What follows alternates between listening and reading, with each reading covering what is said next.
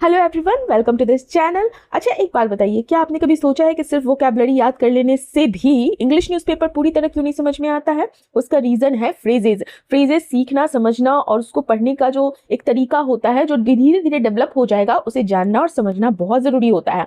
तो इस तरह से जब आप फ्रेजेस सीखते हो, फ्रेजेस पढ़ते हो, फ्रेजेस वर्ड्स सीखते हो, फिर फ्रेजेस सीखते हो, आपको जब ऑटोमेटिक वो समझना आ जाएगा तो आप फ्लुएंट हो जाओगे किस चीज़ में। जब आप न्यूज़पेपर पढ़ोगे ना तो उसमें बहुत ज़्यादा कॉन्फिडेंस आएगा। इसलिए लोग घबरा जाते हैं कि इतना वोकैबुलरी पढ़ने के बाद भी हम न्यूज़पेपर अच्छे से क्यों नहीं समझ पाते। तो उसका रीज़न है फ्रेजेस। इसलिए मैं ये वाला सीरीज लाती हूँ, फ्रेजेस 12 न्यूज़पेपर फ्रेजेस। अभी धीरे धीरे मैं इसको इंक्रीज कर दूंगी, ठीक है, इसके नंबर ऑफ फ्रेजेस को इंक्रीज कर दूंगी। और मेरा जो कंटेंट है मेन है द हिंदू। मैं एक ही न्यूज़पेपर फॉलो करती हूँ, the Hindu, because generally most of the time ये देखा गया है कि एग्जाम्स में डायरेक्ट क्वेश्चंस या वोकैब हो जाता है, ये पूछा जाता है, ठीक है। चलिए तो स्टार्ट करते हैं। हमारा आज का पहला फ्रेज है, it's not a phrase, it's a idiom. Why? Fine. Darkness under the lamp. Darkness under the lamp एक इडियम है, इडियोमैटिक एक्सप्रेशन है जिसको आप मुहावरा बोलते हो। तो इसका अर्थ होता है अपने ही पास या अपने ही क्षेत्र की कमी या समस्या को ना देख पाना। आपने एक मुहावरा सुना होगा हिंदी में जिसे लोग कहते हैं दीप तले अंधेरा, है ना। दीप तले अंधेरा मतलब क्या होता है? इससे सिमिलर है, डार्कनेस अंडर द लैम्प का अर्थ भी वही होता है। तो इसका मतलब होता है उस सिचुएशन से, उस स्थिति से जब कोई व्यक्ति या कोई सिचुएशन दूर की बातें या दूसरों की गलतियां तो देख लेता है, लेकिन अपने आसपास, अपने घर या अपनी ही कमियों पर ध्यान नहीं देता है। तो ये इसका कॉन्टेक्स्ट, ये इसका मीनिंग है जिसको आप कहोगे darkness under the lamp. English में मीनिंग समझे तो इग्नोरिंग फॉल्ट्स और problems that exist very close to oneself while noticing those elsewhere. समझ आया?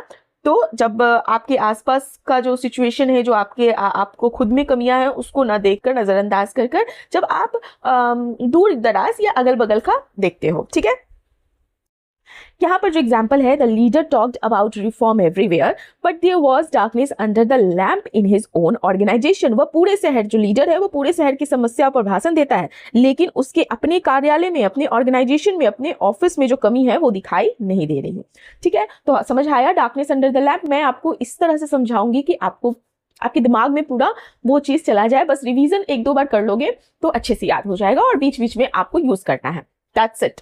Next is a thought suspended in the air। a thought suspended in the air भी एक idiomatic या आप कह सकते हो फिगरेटिव एक्सप्रेशन है। फिगरेटिव एक्सप्रेशन किसे कहते हैं? रूपकात्मक जो अभिव्यक्ति होती है, ठीक है, हिंदी में बोले तो वो नहीं समझते हैं, पहले ये समझते हैं इसका meaning. a thought suspended in the air, इसका अर्थ होता है ऐसा विचार, ऐसा आइडिया, ऐसी सोच जो अभी अनिश्चित हो, ठीक है, अभी अनिश्चित हो, अधूरा हो, या जिस पर अभी कोई डिसीजन ना लिया गया हो या कोई उस पर निर्णय ना हुआ हो, तो उस चीज को हम कहते हैं, उस विचार को हम कहते हैं a thought suspended in the air. Fine, समझ आया? तो जब कोई विचार, कोई सुझाव या कोई भी पॉसिबिलिटी, संभावना जिसे बोलते हो, सामने तो रखी गई हो लेकिन उस पर अभी कोई निर्णय नहीं हुआ है या कोई कार्रवाई नहीं हुई है या उसके रिगार्डिंग कोई एक्शन नहीं लिया गया है, तो एन आइडिया और proposal that remains unresolved, uncertain और अवेटिंग अ डिसीजन। अवेटिंग मतलब उसके डिसीजन के लिए वेट किया जा रहा है, तो उसको हम बोलेंगे, उस तरह के थॉट को, a thought suspended in the air. Example क्या हो गया? The new policy remained a thought, the new policy remained a thought suspended in the air because the members could not reach an agreement। मतलब क्या हुआ इसका यह अर्थ हुआ कि जो नई नीति है, न्यू पॉलिसी है, वो सिर्फ अभी एक थॉट में है, अनिश्चित विचार है, बनी रही, क्योंकि उस पर अभी एग्रीमेंट, सहमत सदस्य की जो सहमत होती है वो नहीं थे, ठीक है। Next is throng. Throng is a word, ठीक है। थ्रॉन्ग एक वर्ड है जिसका parts of speech as a noun और एज अ वर्ब दोनों तरीके से हम यूज कर सकते हैं।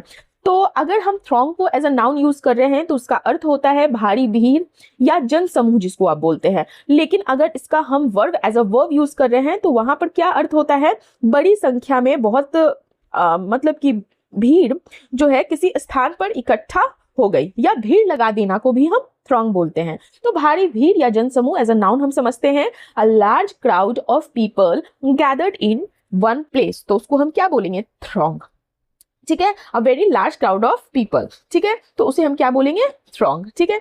तो एग्जाम्पल है the temple was thronged with devotees on Monday. तो द टेम्पल जो मंदिर था वह भीड़ से भरा हुआ था श्रद्धालुओं से। तो थ्रॉन्ग का मतलब समझ में आया, और verb as a verb use कर रहे हैं तो अगर इसका पास्ट में होगा तो थ्रॉन्ग्ड होगा और प्रेजेंट पार्टिसिपल होगा तो थ्रॉन्गिंग होगा। ठीक है, तो इस तरह से आप मतलब समझिए थ्रॉन्ग का, जहां पर जनसमूह हो, भारी भीड़ हो। Next is thrive, THRIVE, thrive. Thrive का अर्थ होता है, पहले तो इसका पार्ट्स ऑफ स्पीच देख लेते हैं। वर्ब देखिए, पार्ट्स ऑफ स्पीच जानना जरूरी, बहुत लोग बोलते हैं कि जानना जरूरी नहीं होता, लेकिन जानना जरूरी होता है। थोड़ा सा कोड अगर किसी वर्ड का आप जान रहे हो तो बहुत हेल्प होता है जब आप उसको यूज करोगे तो। ठीक है, अगर न्यू जो बच्चे हैं जिनको पता है उनको तो समझ में आ गया, वो तो पार्ट्स ऑफ स्पीच ढूंढते हैं कि भैया इसका पार्ट्स ऑफ स्पीच बताओ। लेकिन जिनको नहीं पता है या जो नए नए हैं वो धीरे धीरे इस हैबिट को डेवलप करें कि कभी भी वर्ड पढ़ें तो उसके पार्ट्स ऑफ स्पीच को जरूर ध्यान दें, उस चीज पार्ट्स ऑफ स्पीच पर, उस वर्ड के। तो पहले हम थ्राइव देखते हैं। थ्राइव का अर्थ होता है फलना फूलना, या आप कह सकते हो तरक्की करना, या आप कह सकते हो समृद्ध होना। तो जब कोई व्यक्ति, कोई बिजनेस हो, या आप किसी प्लांट के बारे में भी बोल सकते हो, किसी ऑर्गेनाइजेशन के बारे में भी बोल सकते हो, तो जो वो लगातार अच्छी प्रगति करता है, अच्छी तरह बढ़ता है, सफल होता है, उस चीज का डेवलपमेंट होता है, विकास करता है, तो वहां पर हम थ्राइव वर्ड का यूज करते हैं। To grow well and become successful इसका मेन मीनिंग है। टू ग्रो वेल एंड अच्छी तरह बढ़ना और सक्सेसफुल होना। अगर if you are talking about any person और if you are talking about organization, और आप ये भी बोल सकते हो to develop strongly and healthily, मतलब अच्छी तरह वो बढ़ना, फलना फूलना जिसको आप बोलते हो। If you are talking about plant तो आप ऐसा बोल सकते हो to develop strongly and healthily.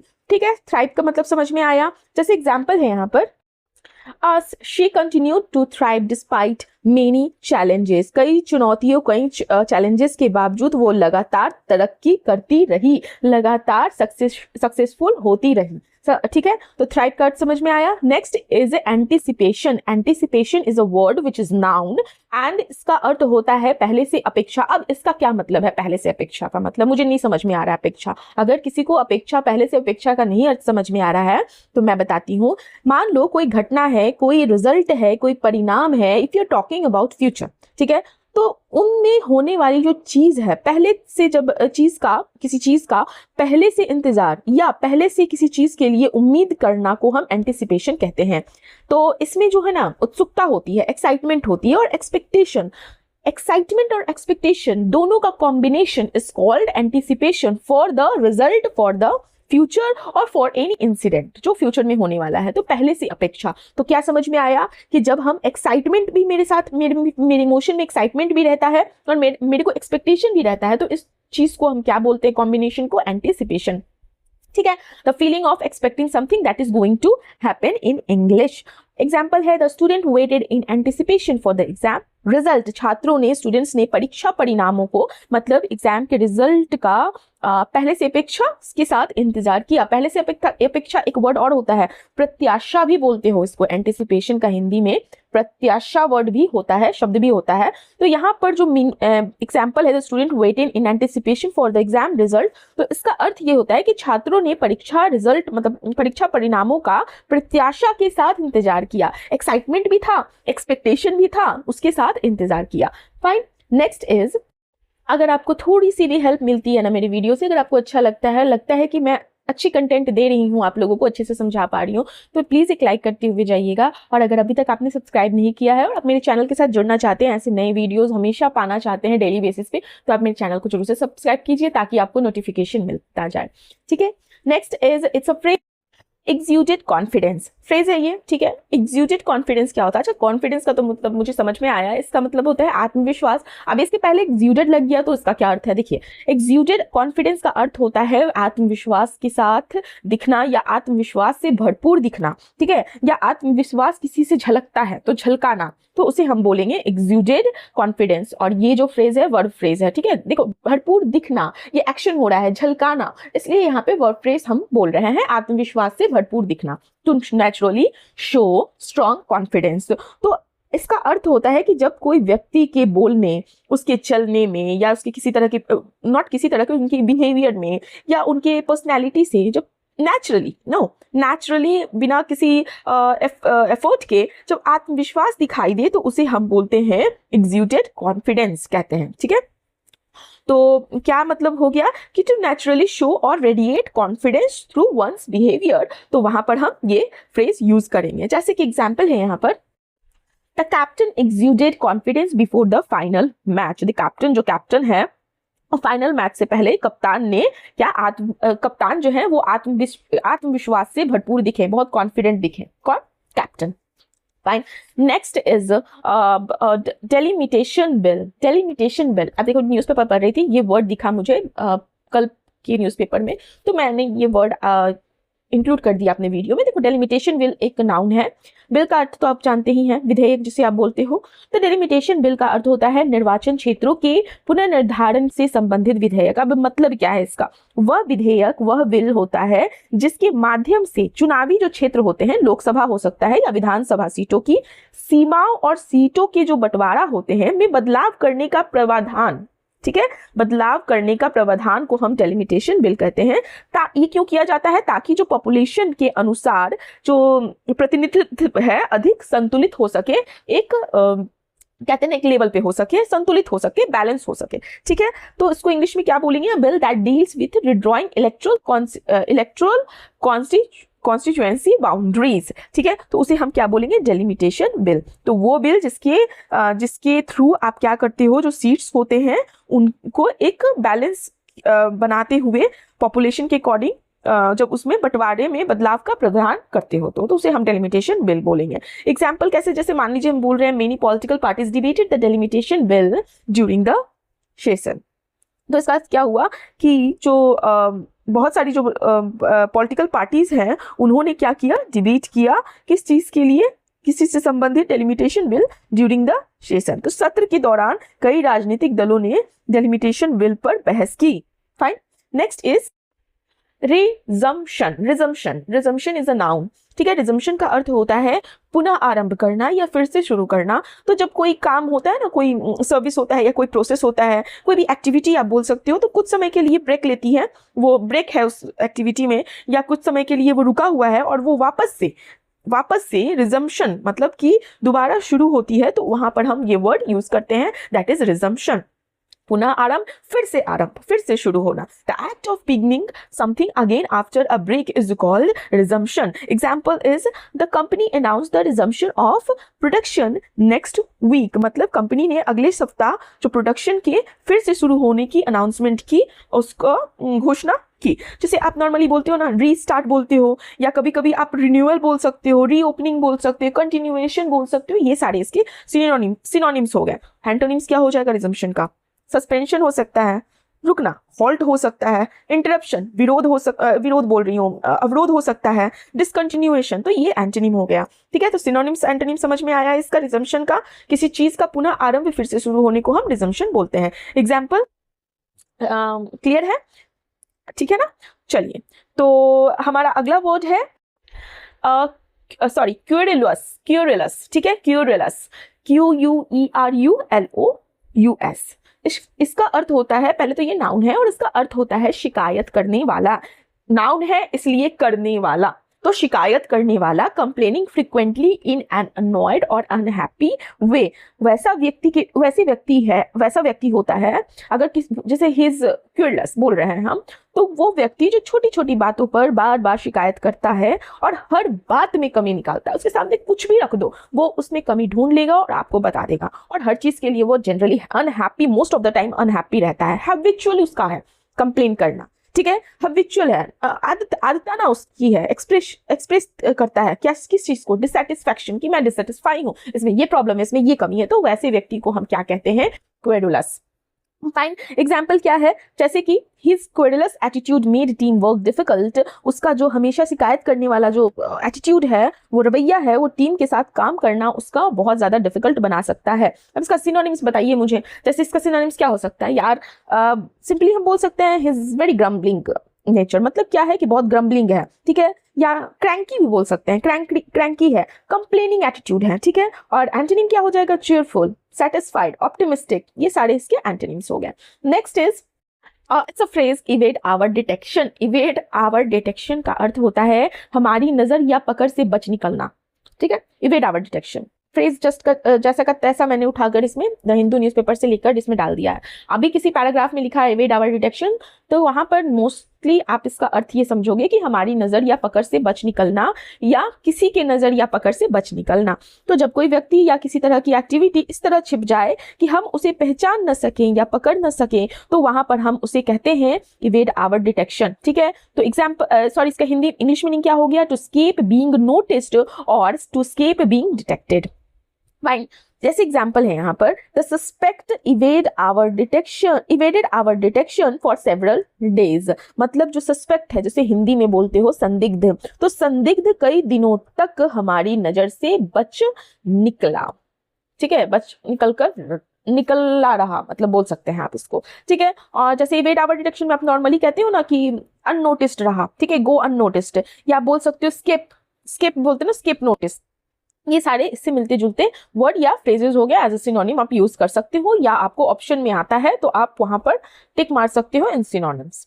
Fine, next is, अच्छा अगर सेंटेंस में दिया है इवेड आवर डिटेक्शन, उसमें सिनोनिम में अगर अननोटिस्ड है या ये भी दिया हो सकता है अननोटिस या अनडिस्कवर्ड, तो वहां पर अनडिस्कवर्ड भी हो सकता है। Fine, next is stipulate verb है। स्टिपुलेट का अर्थ होता है शर्त रखना या स्पष्ट रूप से तय करना, शर्त रखना, कंडीशन रखना। ठीक है, तो स्टिपुलेट का मतलब क्या होता है? जैसे मान लो कोई समझौता हो रहा है, कोई एग्रीमेंट हो रहा है, या कोई भी जैसे कोई रूल है या कोई व्यवस्था है, तो उसमें किसी शर्त को स्पष्ट रूप से रखना या उस कंडीशन को रखना या निर्धारित करने को हम बोलते हैं स्टिपुलेट। एक शर्त ना स्पष्ट रूप से तय करना, to clearly state a condition और रिक्वायरमेंट, या आप कह सकते हो टू स्टेट और demand a specific condition as a part of an agreement. तो वहां पर हम स्टिपुलेट बोलेंगे। जैसे कि देखो, स्टिपुलेट से स्टिपुलेशन एक वर्ड होता है, ठीक है ना, इसी का है स्टिपुलेशन। जब TION लग गया तो वो नाउन हो गया, उसका अर्थ होता है शर्त। तो अगर आप स्टिपुलेशन देख रहे हो तो वो होता है शर्त एज अ नाउन, और यही अगर स्टिपुलेशन की जगह स्टिपुलेट है तो वो हो जाता है शर्त रखना, क्योंकि ये वर्ब है इसलिए एक्शन दिखा रहा है। ठीक है, और वही स्टिपुलेटेड है तो उसका वहां पर एडजेक्टिव के रूप में भी यूज हो सकता है। स्टिपुलेटेड मतलब शर्त के अनुसार तय। ठीक है, डिफरेंस समझ में आया? हम यहाँ पे वर्ड की बात कर रहे हैं।